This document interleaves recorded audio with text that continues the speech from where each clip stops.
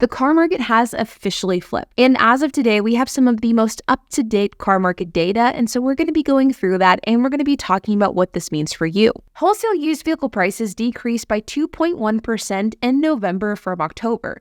The Manheim Used Vehicle Value Index dropped to 205, down 5.8% from a year ago. The 3-year-old index fell to 1.7%, and for those of you who are either new to this channel or if you're somebody who may not be aware of what the 3-year-old index is, this is just an index of 3-year-old cars. MMR retention was at 98.7%, which means that cars actually sold for below their MMR value, which means that cars sold for a discount. This is again great news, and it's an extremely encouraging sign. Now, as far as individual vehicle segments and where these types of prices are trending, well, this also looked encouraging. Compact cars have declined the most over the last year with a decline of 11.3%. Mid-size cars are next with a decline of 8.3%. And vans follow in third place with 6.4% decline. While on the other hand, luxury cars have declined 6.3%, SUVs and crossover vehicles have declined 5.4%, and pickups have seen the smallest decline of 4.6%, with a total aggregate of 5.8% across all of these different types of vehicles. Now, this is extremely encouraging in and of itself because for an extremely long time, whenever you looked at this graph provided by Manheim, you would see a number of these cars seeing declines year over year, but you would also see a number of them increasing in value year over year as well, particularly the pickup truck. So the fact that we are not only seeing declines in value across the board, but we're seeing substantial declines, well, it is extremely promising. Now, on the topic of different types of cars, let's segue this discussion to look at not only different segments of vehicles, but also different makes and models as well. And let's take a look and see how these cars are trending price-wise. You can see here that I've selected data for approximately 1 year, starting in December 1st, 2022 and ending in December 7th, 2023, which is the day that I'm recording this video. And you can see here that the blue line represents Chevy, the black line represents Ford, the green is the overall index of Car Gurus, which is their listings as a whole, and yellow represents Toyota, while red is Jeep. And you can see that prices are finally consistently trending in the right direction. Car prices started going down at the beginning of January and February, and then car prices went back up towards the early spring and into the early summer. It actually wasn't until late summer, so around this past August, that car prices started to decline once again, and the decline has been accelerating over the last couple of months.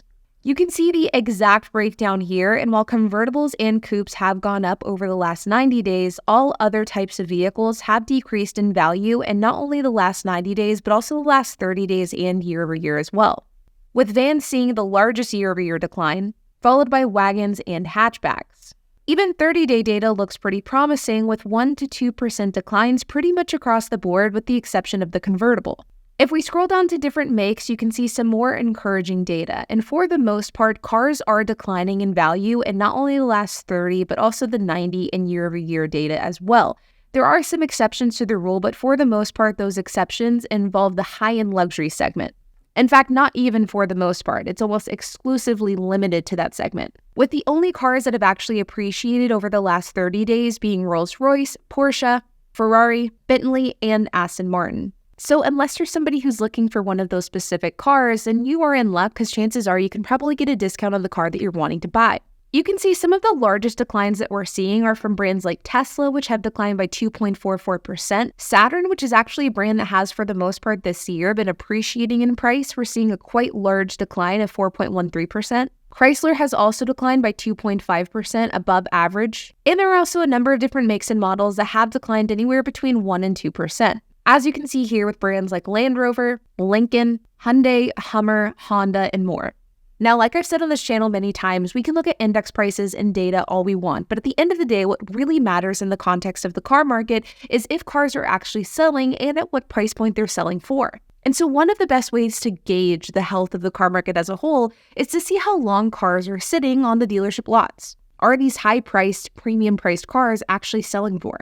And in this current car market, the answer is really no, at least not nearly as quickly as they once were. I've implemented the filters to kind of replicate what you could potentially see with the 3-year-old index. Keep in mind that the cars that we're going to be looking for today don't even reflect the highest, most expensive cars in the market that are offered. These are just what we would consider to be average priced cars for the average buyer. And you can see right off the bat as we begin to scroll that there are a number of different price drops. For example, this 2020 Lexus LS350 base model. This car is listed for $32,821. It's advertised to have had a recent price drop of $1,170. But if we scroll down, you can see that this car has been listed for 45 days and it's actually seen total price reductions of $2,320, seeing fairly consistent weekly price drops since it was listed at the end of October. Another great example of price drops is a 2022 Chevrolet Bolt, which you can see right here. This car has 25,000 miles and it's listed for $28,995. And while it is just listed as a good deal, so I certainly wouldn't go run and buy this car today, chances are you could get an even bigger discount if you were interested to buy this car. Because as soon as we scroll down to the pricing history, you can see that this car has been listed for a whopping 152 days and it's seen a total of $4,500 in price reductions. And it's been seeing pretty consistent price drops since it was listed at the beginning of July. Though obviously not nearly enough because it still hasn't sold even with the $4,500 discount. And let's face it, even at the discounted price, it still isn't a stellar deal.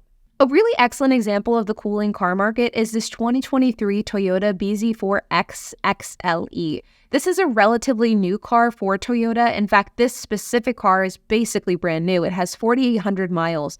And this is a car that's sort of a cross between a RAV4 and a Prius, and I'm personally a big fan of it. This car is seen as a great deal, and right off the bat, you can see that it's had over $1,600 in price drops, which, if I'm being honest, for a 2023 model with so low mileage, I'm sort of surprised that they've even dropped the price that much. But when you scroll down, you can actually see that this car has had $5,700 in total price reductions, and it's been listed online for 77 days. While this car hasn't seen consistent price drops, it has seen a number of large ones, starting with a $3,000 discount in October, then a $1,000 one later that month, and then a $1,600 one this month in December. I'm sort of surprised with that one, especially considering the fact that inventory for Toyota still isn't as great compared to the competition. So the fact that Toyota is having to discount basically new cars, well, it's a good sign for buyers, not so much a great one for Toyota.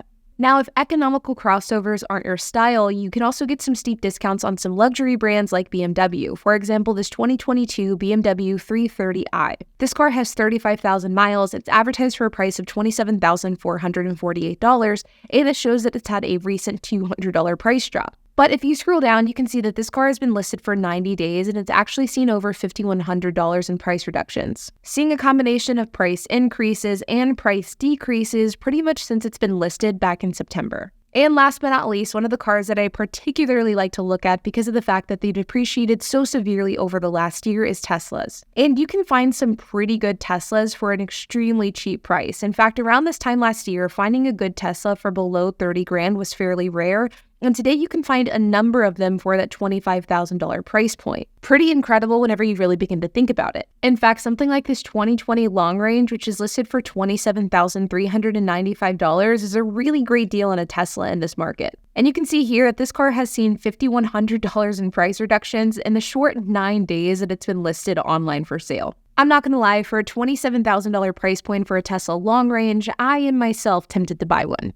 So at the end of the day, what all of this data tells us is one very clear conclusion. Car prices are going down and dealerships and car sellers aren't able to sell cars as easily as they once could. And when they finally do sell, they're selling for a discounted price. And so what this means is that if you are somebody who is looking to buy a car, right now is probably a decent time to make that purchase. Sure, there is a high likelihood that car prices will continue to fall in 2024. But if we look at the last year, right now is a significantly better time to buy than it was this time in 2022. And I truly am practicing what I preach here because I just recently purchased a used car from a dealership for my Turo fleet. And I'll be talking about that in more depth next week. And of course, if you are wanting to make a purchase by the end of 2023, holding out until the end of December may end up being a great route to go down. Because not only do you have end of quarter incentives, end of month incentives, but you also have end of year incentives as well. But like always, you guys, I hope that you enjoyed this video. If you have any questions, comments, if you have anything to add, I would love to hear it. So make sure to leave a comment down below. And while you guys are at it, make sure to hit the like button, hit that subscribe button, and hit that notification bell. And I will see you guys in the next video.